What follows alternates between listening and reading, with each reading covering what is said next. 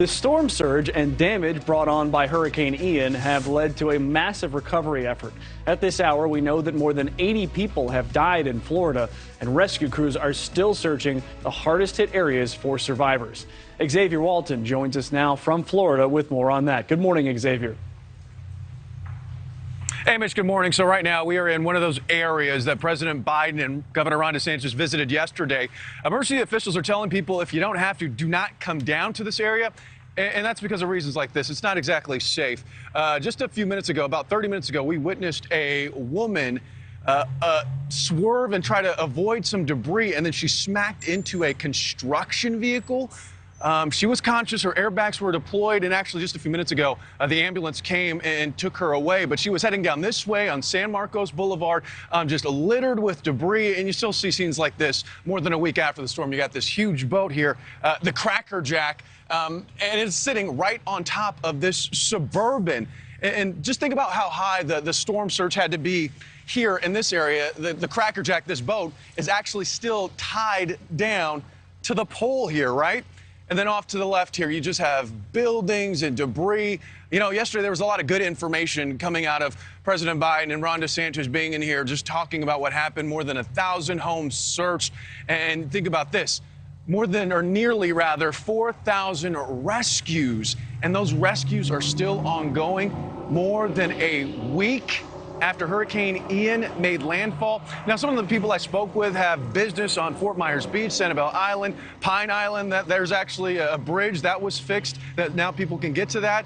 But people have businesses there, and the business owners that I was speaking with say this isn't going to take months. This may arguably take years. So they're not expecting any sort of normalcy for at least a year, maybe even going into 2024. So that just gives you a sense of just the relief and the efforts that are going on here in the long road ahead for these families and this community here in the Fort Myers Beach area. Xavier, let me ask you, just to clarify here, you were just there ready to do a live shot in front of that boat on top of the SUV, which is a powerful scene, don't get me wrong, and then you witnessed an accident that was caused by some of the debris that the storm has deposited in the middle of that road, is that right?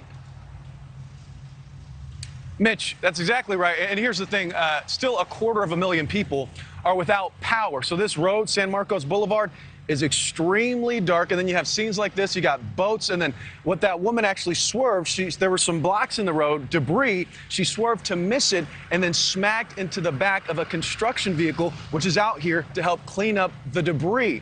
So all these news crews that are still here, we heard this loud bang.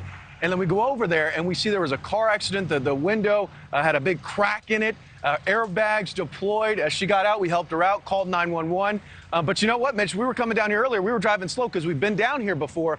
And we ourselves came up on it, and it kind of caught us by surprise. So that is exactly why emergency officials say if you don't have to be out here, don't. In fact, that's why there's checkpoints to check and see why you're coming down to the Fort Myers Beach area. Well, and there is a curfew in Lee County from 10 p.m. to 6 a.m. It's now after 6 a.m. there. So folks are out, and it's still dangerous there a week after the storm hits. That's Xavier Walton live at Fort Myers Beach. Xavier, thank you for that report. Thanks for watching. Go to newsnationnow.com to find NewsNation in your cable lineup. And don't forget to click the red subscribe button below to get more of NewsNation's fact-based, unbiased coverage.